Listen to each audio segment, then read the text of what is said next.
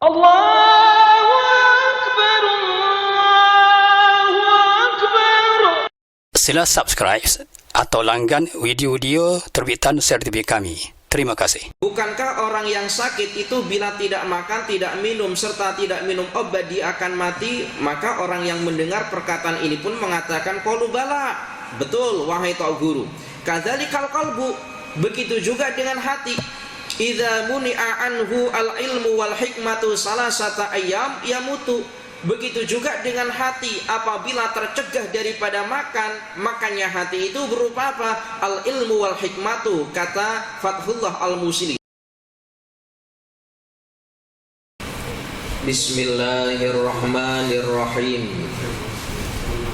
Assalamualaikum warahmatullahi wabarakatuh.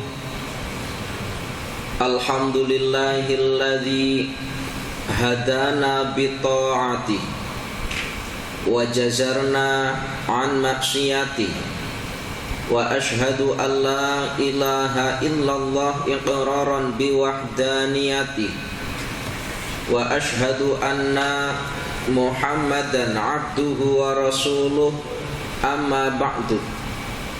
Para jamaah yang dirahmati oleh Allah, alhamdulillah, puji syukur kita kehadirat Allah atas segala nikmat-nikmat yang telah diberikan kepada kita, sehingga dengan nikmat-nikmat itu Allah masih memberikan kesempatan kepada kita untuk hadir di dalam masjidnya yang tidak lain li sholati, guna melaksanakan ibadah sholat yang tentunya kita kerjakan dengan cara berjamaah.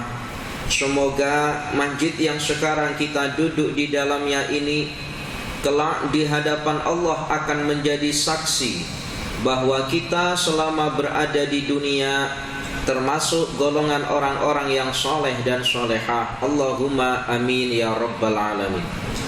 Para jamaah yang dirahmati oleh Allah, dinasihatkan daripada seorang sahabat yang bernama Ibnu Mas'ud. Ibnu Mas'ud pernah memberikan nasihat yang kalimatnya berbunyi arba'atun min zulmatil qalbi. Ada 4 perkara atau 4 perkara yang mana 4 perkara ini boleh menjadikan gelapnya hati. Kalau pada pertemuan 2 atau 3 minggu yang lepas kita membicarakan tentang salah satu tufarijul khusus, 3 perkara yang boleh menghilangkan kesusahan di dalam hati. Kemudian pada kesempatan malam hari ini ada satu riwayat yang diriwayatkan oleh Ibnu Mas'ud radhiyallahu an, yang mana Ibnu Mas'ud mengatakan arba'atun min zulmatil qalbi, 4 perkara yang mana 4 perkara ini termasuk di antara yang boleh menjadikan hati kita gelap. Itu kalau kita mempelajari tentang ilmu nahwu, ilmu yang membahas tentang pengertian-pengertian atau siri-siri bahasa Arab. Min itu ada yang bermakna min ba'diyah, min yang bermakna sebagian. Para jamaah yang dirahmati oleh Allah, ya ini termasuk min ba'diyah, 4 perkara yang mana 4 perkara itu daripada perkara-perkara yang boleh menjadikan hati kita gelap. Maknanya bukan hanya 4 perkara tapi banyak, namun Ibnu Mas'ud mengatakan di antara 4 perkara. Yang pertama yang boleh menjadikan hati kita zulmah atau gelap, yang pertama kata beliau, batnun syu'banun min ghairi mubalatin. Yang pertama kata beliau batnun. Batnun itu artinya perut. Perut, batnun syu'banun min ghairi mubalatin. Perut yang kenyang yang tidak berukuran. Apa maknanya? Perut kenyang yang tidak berukuran, maknanya terlalu kenyang. Ini kata beliau. Jadi perut yang kenyang yang teramat kenyang. Kalau bahasa Kelantannya apa ya kenyang? Kenyeng. Kenyeng. Perut yang kenyang yang terlampau kenyang. Ini boleh menjadikan zulmah ataupun gelap daripada hati kita. Di dalam ayat Al-Quranul Karim itu dijelaskan oleh Allah dalam ayatnya, wa kulu washrabu wa la tusrifu innahu la yuhibbul musrifin. Wa kulu, dan makanlah, washrabu, dan minumlah. Jadi kalau kau nak makan, makan saja, Allah tidak melarang. Bila kau nak minum, minum saja, Allah tidak melarang. Tetapi Allah melarangnya wala tusrifu, jangan berlebihan. Kata-kata wala tusrifu ini nanti oleh para ulama, ketika Allah melarang sesuatu, itu ada kalanya hukumnya makruh, bahkan ada kalanya hukumnya haram. Makan wakulu, dan makanlah, washrobu, dan minumlah, tetapi Allah larang wala tusrifu, jangan berlebihan. Kenapa? Innahu, sesungguhnya Allah, la yuhibbu, tidak senang siapa Allah, al-musrifin, terhadap golongan yang berlebih-lebihan. Para jamaah yang dirahmati oleh Allah, para jamaah yang dirahmati oleh Allah. Dan demikian baginda Nabi Muhammad sallallahu alaihi wasallam. Di dalam hadis, jadi hukum makan dan minum itu hukumnya apa? Hukumnya ya mubah. Nak minum ya silahkan, nak makan ya silahkan, tak nak makan, tak nak minum juga tidak mengapa. Maknanya mubah. Tetapi yang diharamkan itu bila kita makan berlebihan. Baginda Nabi Muhammad sallallahu alaihi wasallam, baginda Nabi sampaikan, ma mala'a adamiyun wi'a syarran min batli bihasab ibni adama ukulatun yuqimna sulbahu fa in kana la mahalata fasulusun li ta'amihi wa sulusun li syarabihi wa sulusun li nafasihi. Para jamaah yang dirahmati oleh Allah, baginda Nabi sampaikan tiada tempat yang manusia isi yang lebih buruk dibandingkan dengan mengisi perutnya, kata baginda Nabi. Tak ada tempat yang mana manusia isi lebih buruk dibandingkan dengan mengisi perutnya. Lalu cukuplah bagi anak Adam memakan beberapa suapan sekedar boleh menegakkan tulang belakang. Jadi kalau dikatakan makan yang cukup itu makan yang macam mana? Jadi baginda Nabi dalam hadis ini menjelaskan, cukuplah bagi kalian memakan sesuatu yang mana boleh sekedar menegakkan tulang belakang. Ini tulang belakang. Orang itu kalau dalam keadaan lapar itu kan biasanya menunduk macam ini ya, sifatnya lapar. Orang kalau perutnya lapar itu kan kayak gini, tak akan lapar, tak ada. Jadi macam menunduk. Jadi baginda Nabi syurkan, cukuplah bagi kita ini makan sekedar boleh menegakkan tulang belakang kita. Bila kita makan kemudian kita boleh, nah dah cukup doh. Nah maknanya macam tu, tak perlu banyak-banyak. Tetapi fa in kana la mahalata fasulusun li ta'amihi wa sulusun li syarabihi wa sulusun li nafasihi. Andaikan kita ini nak melebihkan makan, tak cukup Ustadz kalau hanya sekedar satu suapan, dua suapan, memang betul dah tulang belakang kita maknanya kita boleh tegak, tetapi tak cukup macam mana? Baginda Nabi kata, bila kau nak makan lebih daripada itu, maka isilah sepertiga daripada perutmu untuk makan, untuk makanan, lalu sepertiga lagi untuk minuman, dan yang sepertiga lagi kita kosongkan untuk udara. Maknanya kita kosongkan. Boleh paham ya ini ya? Jadi kalau kita nak makan lebih umpamanya, maka yang sepertiga daripada perut kita boleh kita isi dengan makanan, yang sepertiga lagi kata baginda Nabi isi dengan minuman, yang sepertiga lagi kosongkan. Begitulah kata baginda Nabi. Tapi terkadang kan kita tidak. Kalau dalam keadaan lapar kita makan kenyang sampai muntah-muntah, maknanya apa? Kalau kita sampai muntah-muntah bermakna sudah tidak ada tempat masuk, tapi kita terus masukkan sehingga kita muntah. Tengok bila bulan puasa, tak kira-kira kita makan. Para jamaah yang dirahmati oleh Allah, sampai-sampai bila ditawari, "Pakcik makan," perut pakcik tak sanggup doh nak buat masuk lagi.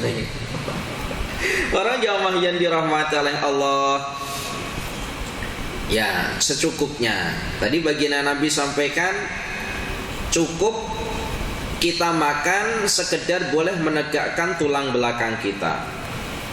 Nah, perihal tentang makan sedikit ataupun banyak para jamaah yang dirahmati oleh Allah, itu tergantung daripada uruf, daripada kebiasaan. Maka di sini tidak diterangkan kalau makan banyak itu harus berupa 2 pinggan, kalau makan sedikit itu berupa setengah pinggan, umpamanya tidak. Karena ditengok daripada segi kebiasaan. Umpamanya macam ini, ada semisal orang yang memang kebiasaan makannya sedikit, umpama kalau setengah pinggan itu makan dia sudah kenyang semisal, maka kalau 1 pinggan itu sudah terlalu lebih. Dan ada orang kalau semisal makan biasanya 1 pinggan itu baru kenyang, maksudnya cukup. Berarti kalau tambah 2 pinggan maknanya lebih, disesuai dengan kebiasaannya. Para jamaah yang dirahmati oleh Allah, lalu bagaimana pandangan para ulama berkenaan dengan makan yang terlalu kenyang, atau dalam bahasa kitab itu biasa menggunakan kata fauqa shiba, makan yang di atas kenyang, kenyang lagi. Itu apa hukumnya? Islam itu indah para jamaah. Itu tidak ada agama-agama yang lain yang membahas perihal sampai urusan makan saja dibahas, itu tidak ada. Islam itu sampai mulai daripada kita bangun tidur sehingga kita nak tidur berkenaan dengan kita dibahas dalam agama. Karena apa? Karena agama nak menjadikan umatnya menjadi umat yang molek. Para jamaah yang dirahmati oleh Allah, para jamaah yang dirahmati oleh Allah, pandangan para ulama perihal tentang hukum makan yang kenyang, fauqa shiba, makan yang terlampau kenyang, itu hukumnya macam mana? Tadi kan ayat Al-Qur'annya sudah jelas ya. Kulu washrabu wala tusrifu, makan dan minumlah tetapi jangan berlebihan. Allah melarang jangan berlebihan. Di sini pandangan para ulama mentafsirkan ayat tersebut sampai batas mana? Apakah sampai pada tingkatan haram atau hanya pada hukum makruh? Maka pandangan para ulama yang pertama, pandangan para ulama berkenaan dengan fauqa shiba, makan yang terlampau kenyang, yang pertama pendapat daripada Imam An-Nawawi dan Imam Ar-Rafi'i. Imam Ar-Rafi'i beliau berpendapat bahwa makan yang terlampau kenyang tetapi makan lagi sampai di atasnya kenyang, itu sebagai perbuatan makruh, itu hukumnya makruh, kata Imam An-Nawawi dan Imam Ar-Rafi'i. Dan ini diterangkan di dalam kitab I'anatul Talibin, di dalam kitab Fathul Mu'in, begitu juga dalam kitab I'anatul Talibin. Sebagaimana diterangkan dalam kitab I'anatul Talibin dan kitab Fathul Mu'in, wasarraha asy-syaikhani, telah menjelaskan siapa asy-syaikhani. Asy-syaikhani ini istilahnya itu, syaikhun itu artinya orang tua. Kalau syaikhani berarti 2 orang tua, bentuk kalimatnya adalah tasniyah. Nah, di dalam kalimat-kalimat ilmu fiqh itu ada kaidah-kaidah. Kalau ada kalimat berbunyi asy-syaikhani, 2 maknanya 2 orang tua, ini bermakna siapa? Tidak perlu dijelaskan namanya, sudah maklum. Yang dinamakan dengan syaikhani 2 orang tua ini bermakna Imam An-Nawawi dan Imam Ar-Rafi'i. Wasarraha asy-syaikhani, telah menjelaskan siapa Imam An-Nawawi dan Imam Ar-Rafi'i bikarahatil aqli fauqa shibai, hukum makruh makan di atas kenyang masih makan lagi, ini hukumnya makruh. Tetapi selain daripada 2 ulama ini, selain daripada Imam An-Nawawi dan Imam Ar-Rafi'i, wa akharuna biharamatihi, selain daripada 2 ulama ini mengatakan hukumnya haram hukumnya. Para jamaah yang dirahmati oleh Allah, kira-kira kita macam mana kira-kira? Ya jangan, terkadang kita begini para jamaah. Jadi kalau semisal di hadapan kita ada makanan, kemudian kita nak makan yang terlampau kenyang, itu sepatutnya begini. Atau kita ada uang nak beli makanan, saya kan ada uang, saya boleh beli makanan apa saja, saya boleh makan. Itu sepatutnya kita berpikir macam ini, ya Allah, betul saya ada uang, saya boleh beli mana-mana makanan dan saya boleh makan.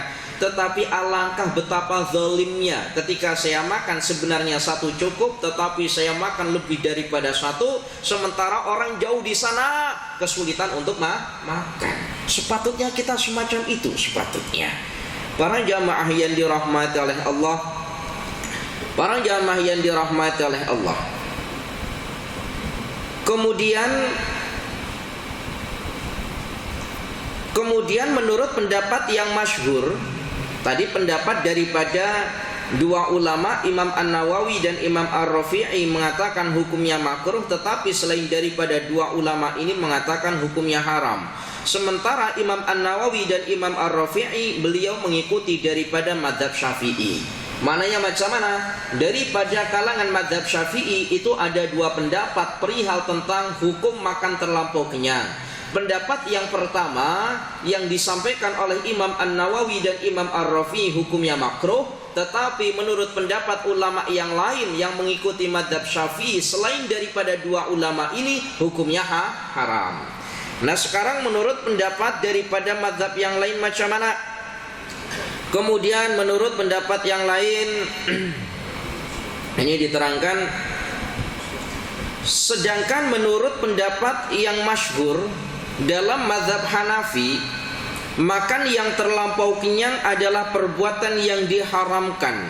Jadi kalau menurut mazhab Hanafi itu sudah mutlak hukumnya haram makan yang terlampau kenyang. Tetapi mazhab Hanafi ini memberikan pengecualian, boleh makan yang terlampau kenyang itu hukumnya boleh bila pada dua perkara. Nah, ini penting ini. Jadi kita ini boleh makan yang sangat kenyang bila pada dua perkara. Dua perkara itu apa? Para jamaah yang dirahmati oleh Allah, qala fil adabi, diterangkan di dalam kitab adab, qala al-Hanafiyatu, berkatalah ulama-ulama yang mengikuti mazhab Hanafi, al-aklu fauqa shibai haramun, makan yang terlampau kenyang atau di atas kenyang itu hukumnya haram. Qala al-masyayikhu minhum, berkatalah sebagian daripada ulama-ulama mazhab Hanafi, illa fi maudhi'aini, kecuali pada dua tempat atau dua perkara boleh kita makan terlampau kenyang. Apa itu? Yang pertama, kita boleh makan terlampau kenyang atau di atas kenyang. Yang pertama adalah ayyakula fauqa shibai liyataqawwa lisabil khaddi, makan terlampau kenyang yang tujuannya adalah supaya kita kuat melakukan puasa esok hari. Maknanya ketika bertasahur boleh kita makan yang terlampau kenyang. Maknanya kenyang boleh. Supaya apa? Tujuannya supaya kita kuat untuk melakukan puasa. Nah, kalau macam ini yang demikian ini memang juga dalam mazhab Syafi'i itu disunahkan. Kita sunnah memperbanyak makan ketika bertasahur dan mensedikitkan makan ketika berbuka puasa, itu memang sunnahnya. Tetapi kalau kita kan sebaliknya, sahurnya yang siki, berbukanya yang tak kira-kira. Nah ini betul ya? Betul. Terkadang Masya Allah bila berbuka puasa itu dekat gede-gede, terkadang hati Ustaz ini menangis. Terkadang tengok orang order Masya Allah satu meja penuh dengan ikan siakapnya, dengan ininya, dengan itunya. Bila selesai makan Masya Allah, kalau ada orang datang dan tak malu lalu makan daripada sisa yang dia tinggalkan, itu masih cukup untuk 3 orang biasanya. Tapi orang kan malu makan macam itu. Para jamaah yang dirahmati oleh Allah, Masya Allah. Jadi termasuk itu ada satu keterangan begini para jamaah. Kalau kita menyediakan makanan gini, kalau kita menyediakan makanan yang sepatutnya kita makan bersama-sama, umpamanya dalam satu nampan atau dalam satu meja kita makan bersama. Yang hadir itu semisal 8 orang, itu jangan kita sediakan 8 orang, jangan. Kita sediakan untuk 6 atau 7 orang, jangan kemudian kita genapkan 8 orang. Kenapa? Itu sudah cukup. Kenapa? Sebab makan secara bersamaan itu di dalamnya terdapat barokah. Termasuk barokah itu ya cukupnya kita makan. Nah ini para jamaah yang dirahmati oleh Allah. Jadi kalau kita makan secara bersamaan, semisal satu nampan itu sepatutnya satu nampan itu 5 orang, tapi menu itu jangan kita cukupkan 5 orang. Kalau boleh hanya cukup untuk 4 orang, tapi dimakan 5 orang. Karena jamaah yang dirahmati oleh Allah. Tapi kan kalau kita sebaliknya 5 orang, tapi kita sediakan berapa? 8 orang. Ini apalagi nasi tambah. Para jamaah yang dirahmati oleh Allah. Kemudian yang kedua, kita boleh makan terlampau kenyang. Ini menurut sebagian daripada ulama-ulama yang mengikuti mazhab Hanafi. Jadi kan tadi menurut ulama yang mengikuti mazhab Hanafi itu hukumnya haram makan terlampau kenyang kecuali pada dua perkara. Yang pertama, makan terlampau kenyang yang mana tujuannya supaya kuat untuk melakukan puasa, yang maknanya bertasakur tadi itu. Kemudian yang kedua, nah ini agak sedikit panjang, semoga paham. Yang kedua adalah idza nazala bihi dhaifun wa qad tanaha akluhu wa lam yashba' dhaifuhu wa ya'lamu annahu mata amsaka dhaifu fala ba'sa an yakula fawqa shibai li'alla yasiran dakhilan fi jumlati man asa'al qira. Ustaz terjemah. Jadi begini. Yang kedua, kita boleh makan terlampau kenyang itu apabila ada tetamu. Ada tetamu datang ke rumah kita, lalu kita sediakan makanan. Lalu kita makan bersama dengan tetamu. Kemudian tetamu ini nampak ketika makan itu sangat lapar sekali. Jadi makan tetamu ini. Karena mungkin perjalanan jauh sehingga tetamu ini makan yang banyak. Sementara kita makan tadi itu sudah kenyang, tapi tetamu ini masih terus makan karena mungkin sangat lapar. Boleh paham ya ini ya, boleh mengikuti ya. Ada kita kedatangan seorang tetamu, lalu kita buat jamuan makan di rumah kita. Kita makan bersama dengan tetamu. Kemudian tetamu ini sangat lapar, lahap sekali makannya. Sementara kita itu sudah kenyang. Tetapi apabila kita berhenti makan, kita ini yang punya tetamu tadi itu, apabila kita berhenti makan, itu ditakutkan tetamu tadi itu juga akan ikut berhenti makan. Sementara tetamu perutnya masih belum kenyang lagi. Tapi kita sudah kenyang yang punya rumah. Tapi bila kita berhenti makan, maka dikhawatirkan tetamu itu juga akan ikut berhenti makan. Lalu macam mana? Maka boleh kita terus makan sampai tetamu itu terasa kenyang. Boleh. Tujuannya apa? Li Allah yasiron dakhilan fi jumlati man asya'al qira. Dengan tujuan supaya kita tidak dikira sebagai orang yang buruk dalam melayani tetamu. Itu tujuannya. Boleh paham ya kalimat saya ya? Jangan sampai tidak paham. Jadi coba bayangkan, kalau kita datang ke rumah seseorang, lalu kita diajak makan, kita tengah makan, lalu tuan rumahnya berhenti makan, berhenti makan. Kira-kira kita masih sejak lagi tak makan. Sementara orang yang punya rumah sudah berhenti makan, tak sedap hati kita. Kecuali kalau orang mujur orang itu berhenti, saya habiskan makanannya. Orang jamaah yang dirahmati oleh Allah. Jujur kalau saya ya tak lanjut kalau saya. Wah ini tuan rumah dah selesai makan, ini masa saya terus makan ya. Para jamaah yang dirahmati oleh Allah. Jadi dua perkara ini tidak mengapa. Para jamaah yang dirahmati oleh Allah, yang demikian ini diterangkan oleh Syekh Muhammad bin Ahmad bin Salim Al-Safarini, Ghidha Al-Ahbab, syarah kitab Madhmumat Al-Adab pada juzuk yang kedua halaman 89. Tadi keterangan yang Ustaz sampaikan. Para jamaah yang dirahmati oleh Allah, sekarang hikmah, faedah atau hikmah di mana kita dilarang untuk makan yang terlalu kenyang, itu apa sih hikmahnya? Apa sih tujuannya kita itu dilarang makan yang terlampau kenyang? Yang pertama, kata pengarang kitab ini, yang pertama, karena makan yang terlampau kenyang itu boleh merusak karakter atau watak atau sifat seseorang. Jadi orang yang biasa makan terlampau kenyang itu boleh merusak karakter seseorang. Yang asalnya orang itu semangat melakukan ibadah, semangat bekerja, itu kalau melakukan atau makan terlampau kenyang itu biasanya sebaliknya malas untuk bekerja karena berat perutnya dan seterusnya. Kemudian yang kedua, makan yang terlampau kenyang, bukan kenyang ya, tapi di atasnya kenyang. Kata pengarang kitab ini faedahnya dilarang, faedahnya adalah karena makan terlampau kenyang itu boleh menghilangkan kecerdikan. Coba kalau tidak percaya, anak kita bila nak pergi sekolah makan kenyang sangat, bila sampai sekolah belajarnya macam mana? Mengantuk, saya kira banyak mengantuk. Jangankan anak kita, kita sendiri pun juga sama. Para jamaah yang dirahmati oleh Allah. Kemudian yang ketiga, fawaid ataupun faidah hikmah kita dilarang makan yang terlampau kenyang. Yang ketiga adalah boleh menghilangkan empati. Empati itu apa ya? Empati itu ya, boleh menghilangkan empati. Apa ya bahasa empati ya? Pandangan molek lah. Boleh menghilangkan pandangan molek. Boleh menghilangkan pandangan molek daripada orang yang hidupnya lebih susah.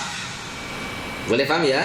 Orang yang makan terlampau kenyang itu boleh menghilangkan pandangan molek daripada orang yang hidupnya susah.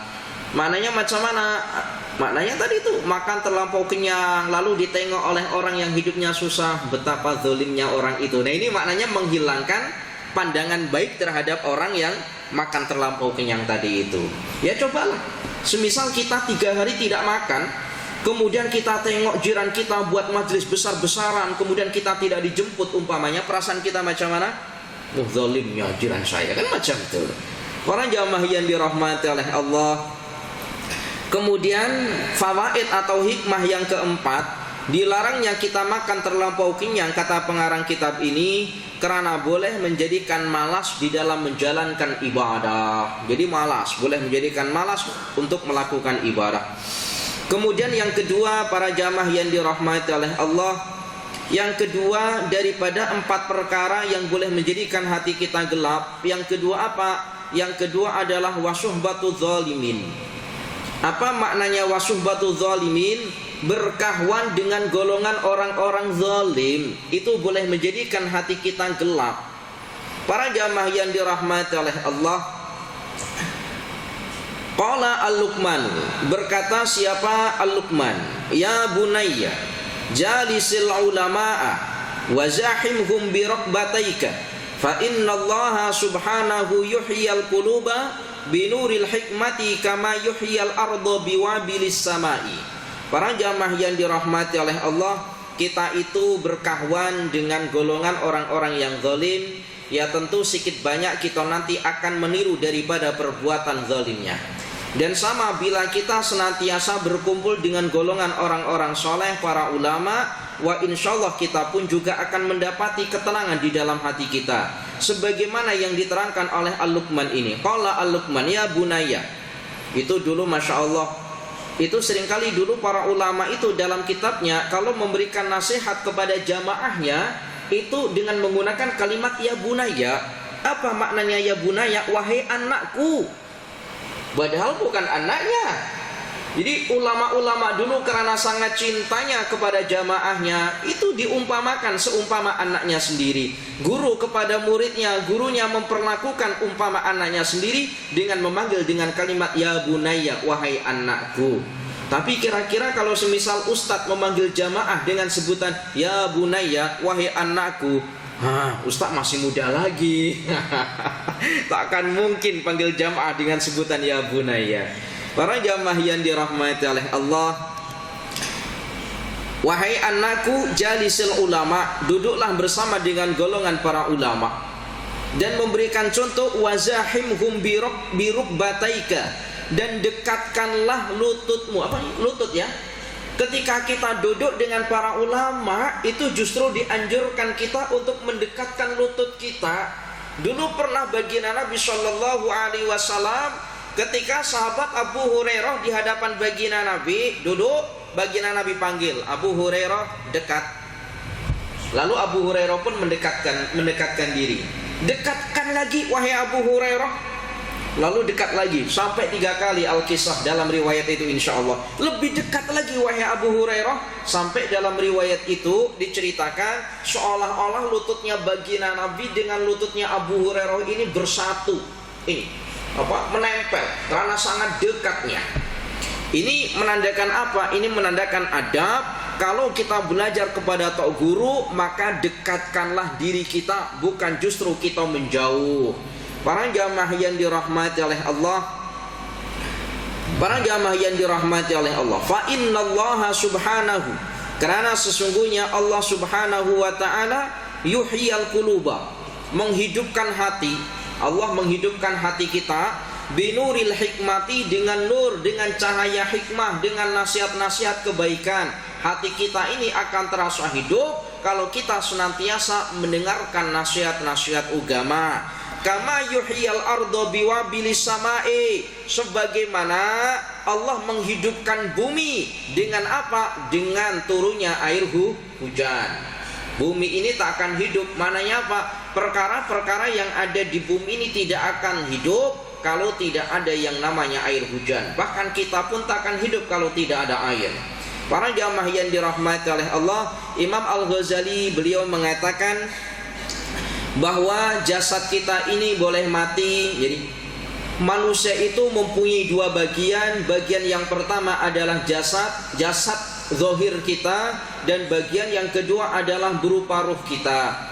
Jasad kita itu boleh mati apabila kita tidak makan selama 3 hari, kata Imam Al-Ghazali. Jadi umpama kita tidak minum, tidak makan, itu insya Allah tubuh kita ini boleh sampai 3 hari. Boleh sampai 3 hari. Dulu itu Masya Allah, Ustadz itu jujur saya ini tidak biasa. Kalau subuh, lepas subuh terus makan itu tidak biasa. Tidak biasa. Nanti makan itu pukul 10 atau pukul 11 itu baru makan.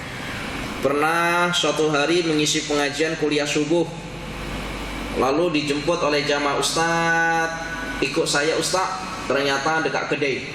Saya pun tak biasa makan lepas subuh tuh. Saya pun cuman order minum. Lalu ditanya, Ustaz, Bapak tak makan Ustaz? Saya pun jawab, minta maaf, saya kalau pagi tidak biasa makan. Nanti saya makan pukul 10, pukul 11 baru makan. Lalu orang ini kata, Masya Allah Ustaz, kalau kita pagi tak makan mampus Ustaz, katanya. Orang jamaah yang dirahmati oleh Allah, kira-kira kita macam mana kira-kira? Jadi jujur Ustaz itu tidak biasa makan pagi, tak biasa.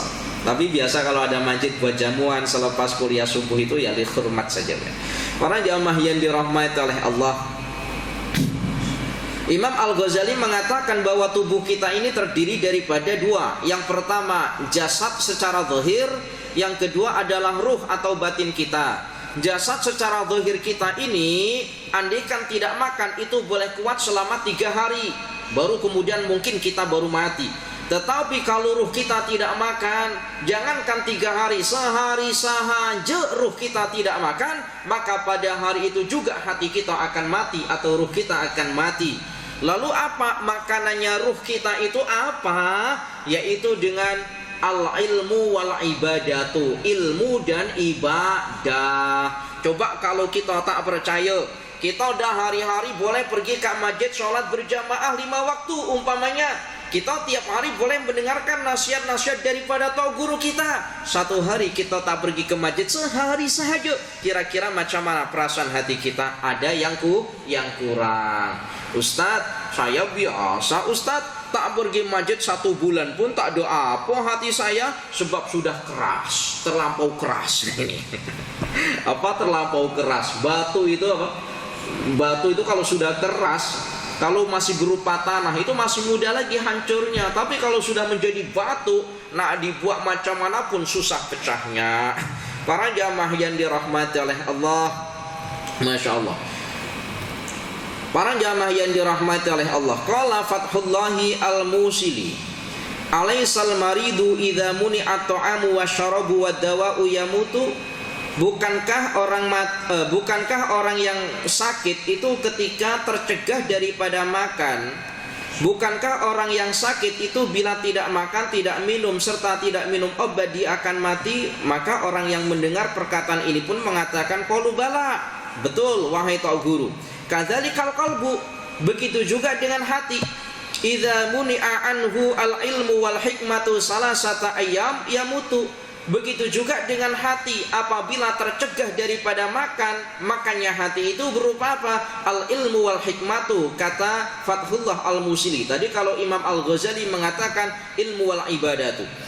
Begitu juga dengan hati, apabila tercegah daripada makan berupa ilmu dan hikmah. Hikmah itu maknanya nasihat-nasihat agama. Salah satu ayam 3 hari sahaja yang mutu, hati itu akan mati. Masya Allah wa na'udzubillah.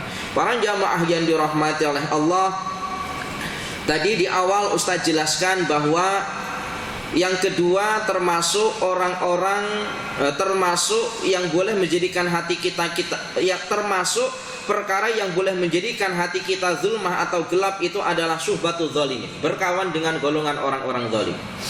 Imam Al-Ghazali, dan ini diterangkan dalam kitab Tambihul Ghafilin oleh Abu Lais As-Samarqandi. Imam Al-Ghazali itu pernah mengatakan begini: sesiapa yang duduk, jadi kan berkumpul dengan golongan orang yang zalim, maka dia akan mengikuti sifat daripada orang zalim yang menjadikan hatinya gelap. Imam Al-Ghazali mengatakan, sesiapa yang duduk-duduk atau berkawan dengan 8 golongan ini, maka Allah akan memberikan 8 perkara.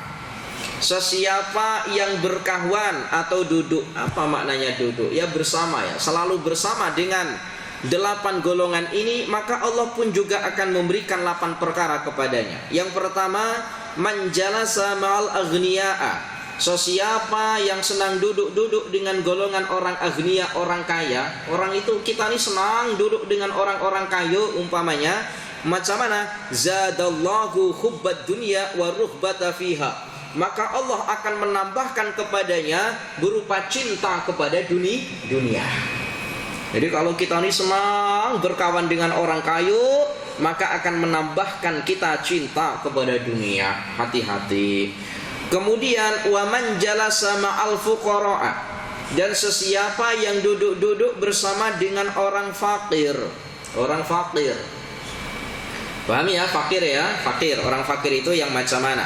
Sesiapa yang senang duduk bersama dengan orang fakir, apa faedahnya? Zadahullahu syukra waridho bikismatillahi ta'ala. Maka Allah akan menambahkan kepadanya sifat syukur dan menerima atas pemberian Allah.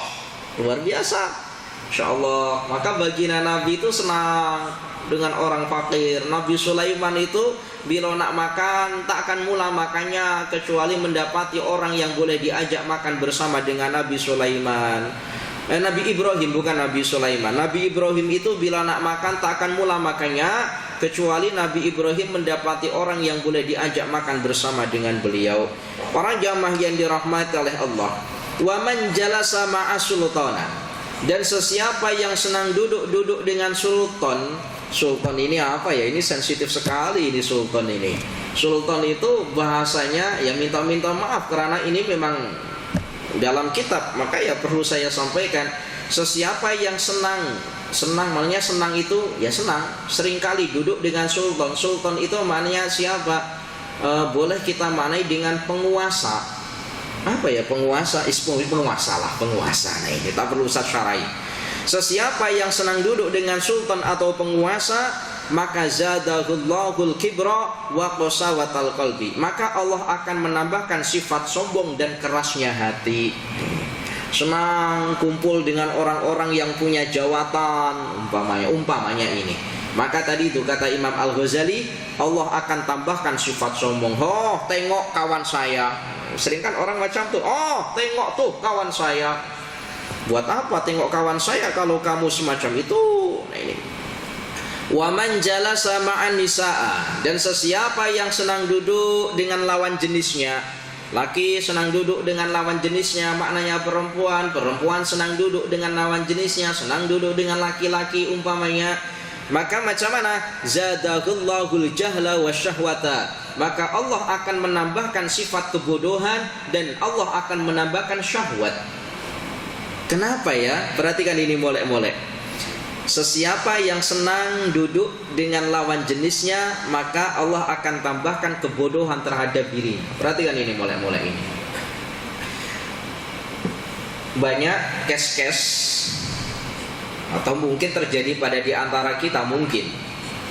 Ketika kita kenal dengan lawan jenis kita, dekat dengan lawan jenis kita, atau perempuan lah, secara sore sajalah.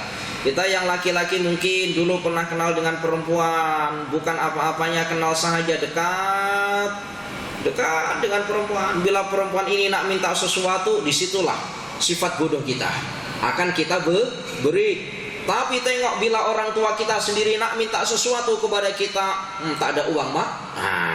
Mananya apa? Timbullah sifat bodoh. Betul ya? Betul macam tu. Ustaz pun ya tengok-tengok saja dalam cerita macam tu. Maka begini, minta maaf ini mungkin agak sedikit kalimatnya agak sedikit kasar. Jadi ada peribahasa macam nih para jamaah. Orang kalau sudah cinta dengan perempuan, ini peribahasa sahaja. Ya sama, maknanya lawan jenisnya. Orang kalau sudah sangat cinta dengan perempuan itu, ini agak sedikit kasar kalimatnya, tapi tak mengapa, hanya peribahasa saya. Orang kalau sudah sangat cinta dengan lawan jenisnya, itu baunya tai kucing itu sudah tidak terasa bau, harum baunya. Gimana ini kalimatnya itu? Tapi paham ya, maknanya sudah tidak lagi membedakan mana perkara buruk dan mana perkara baik, semuanya dianggap baik. Begitulah para jamaah yang dirahmati oleh Allah. Wa man jalasa ma'asibyana, kata Imam Al-Ghazali, sesiapa yang senang duduk dengan sibyan. Sibyan itu maknanya kanak-kanak, dengan kanak-kanak. Kita ini orang tua senang duduk dengan kanak-kanak, macam mana? Maka kata Imam Al-Ghazali, sesiapa yang senang duduk dengan kanak-kanak, zadahullahu nisyan wal mizaha, maka Allah akan menambahkan lalai dan senang bersendau gurau. Sesiapa yang senang duduk dengan kanak-kanak, maka Allah akan menambahkan lalai terhadap dirinya dan akan menambahkan sendau gurau. Ya, sebab sendau gurau itu akan menjadikan dirinya lalai. Apa ya bahasa sini sendau gurau? Sendau gurau. Apa? Sendau sama ya? Gurau. Bergurau-gurau. Para jamaah yang dirahmati oleh Allah. Kemudian para jamaah yang dirahmati oleh Allah, wa man jalasa ma'al fusaqo, sesiapa yang senang duduk dengan golongan orang fasik. Orang fasik ini siapa? Orang fasik ini orang yang mengerti hukum agama tetapi tidak melaksanakan apa yang dia reti. Apa bedanya orang munafik dengan orang fasik itu? Apa bezanya? Bedanya sikit. Perhatikan. Sama-sama orang fasik dengan orang munafik ini sama-sama mengerti akan hukum-hukum Allah tetapi tidak melaksanakannya. Tetapi perbedaannya apa? Kalau orang munafik itu masih takut akan siksa Allah. Jadi tidak melaksanakan hukum-hukum Allah, padahal dia tahu, tapi tidak melaksanakannya. Namun kalau ditanya, Tuhan tidak melaksanakan sholat, iya, sholat itu hukumnya apa? Wajib. Tahu Tuhan nanti kalau tidak sholat itu hukumnya apa? Ya tahu, nanti disiksa di akhirat dan saya pun takut, tapi dia tidak melaksanakan. Ini maknanya orang munafik. Tapi kalau orang fasik itu bukan macam itu. Kalau orang fasik sama-sama mengerti hukum Allah dan tidak melaksanakannya, namun di dalam hatinya tidak takut akan ancaman Allah. Ini namanya orang fasik namanya. Ya Allah, wa na'udzubillah, jangan sampai kita termasuk daripada dua golongan ini. Man jalasa ma'al fusaqa, sesiapa yang senang duduk dengan golongan orang yang fasik, macam mana? Maka Allah akan menambahkan terhadap dirinya semakin berani berbuat dosa dan maksiat. Orang yang senang duduk berkawan dengan orang fasik, maka Allah akan menambahkan terhadap dirinya tidak takut untuk melakukan maksiat dan dosa. Wa man jalasa ma'a sholihin, yang ketujuh, sesiapa yang senang duduk dengan golongan orang soleh. Orang soleh itu apa sih? Apakah yang dinamakan orang soleh itu harus orang yang hafal Al-Quran, mengerti hukum agama, selalu melaksanakan sunnah, baru kemudian itu dinamakan orang soleh? Kalau demikian saya yakin di kampung ini tidak ada orang soleh. Kan berat. Lalu yang dinamakan orang soleh itu macam mana? Yang dinamakan orang soleh itu orang yang mengerti akan kebaikan dan dia berusaha untuk melakukan kebaikan tersebut. Sudahlah, itu dinamakan orang soleh. Tak perlu kita kata, orang soleh itu orang yang hafal Al-Quran. Selain hafal Al-Quran, ibadahnya molek, mengerti hukum-hukum agama, mengerti perihal tentang ilmu-ilmu fikih. Kalau macam itu sikit orang soleh ini. Mungkin kita tak ada yang demikian, tak ada orang soleh kalau demikian. Para jamaah yang dirahmati oleh Allah, wa man jalasa ma'a sholihin, dan sesiapa yang senang duduk dengan golongan orang soleh, macam mana? Zadahullahu ruhbata fi ta'ati, maka Allah akan menambahkan perasaan cinta kepada amalan-amalan ketaatan. Allah akan tambahkan rasa cinta terhadap taat-taat yang dia kerjakan. Wa man jalasa ma'al ulama, dan sesiapa yang senang duduk dengan para ulama. Ulama itu siapa? Laisal ulama alladzi ya'riful khaira wasyarra. Bukanlah yang dinamakan dengan ulama adalah orang yang mengerti kebaikan dan keburukan, bukan. Jadi kalimatnya laisal ulama alladzi ya'riful khaira wasyarra. Bukanlah yang dinamakan dengan ulama orang yang hanya mengetahui kebaikan dan keburukan, bukan. Walakinnal ulama innama ya'riful khaira fayattabi'uhu wa ya'rifus syarra fayajtanibuhu. Namun yang dinamakan dengan ulama adalah orang yang mengetahui kebaikan dan dia mengikutinya, dan mengetahui keburukan dan dia menjauhinya. Inilah yang dinamakan dengan ulama. Para jamaah yang dirahmati oleh Allah, jadi jangan terbuai dengan orang yang pandai berbincang-bincang perihal tentang urusan agama, lalu kemudian kita kata ulama hebat. Belum tentu. Para jamaah yang dirahmati oleh Allah, ya sudah, yang menilai pokoknya Allah Ta'ala. Para jamaah yang dirahmati oleh Allah, yang terakhir, wa man jalasa mal ulama, sesiapa yang senang duduk dengan para ulama, apa? Zadahullahu ilma wal wara'a. Allah akan menambahkan ilmu dan sifat wara'. Subhanallah. Orang yang senang duduk dengan ulama, Allah akan menambahkan ilmu dan sifat wara'. Para jamaah yang dirahmati oleh Allah, wa man jalasal ulama, dan sesiapa yang senang duduk dengan para ulama, zadahullahu ilma wal wara'a. Allah akan menambahkan ilmu dan sifat wara'. Para jamaah yang dirahmati oleh Allah, cukup insyaallah kita lanjutkan pada pertemuan-pertemuan yang akan datang insyaallah, karena masa kita terbatas. Para jamaah yang dirahmati oleh Allah, al-afu minkum, mohon maaf apabila ada kesalahan. Ihdinas shiratal mustaqim. Tsumma assalamu alaikum warahmatullahi wabarakatuh.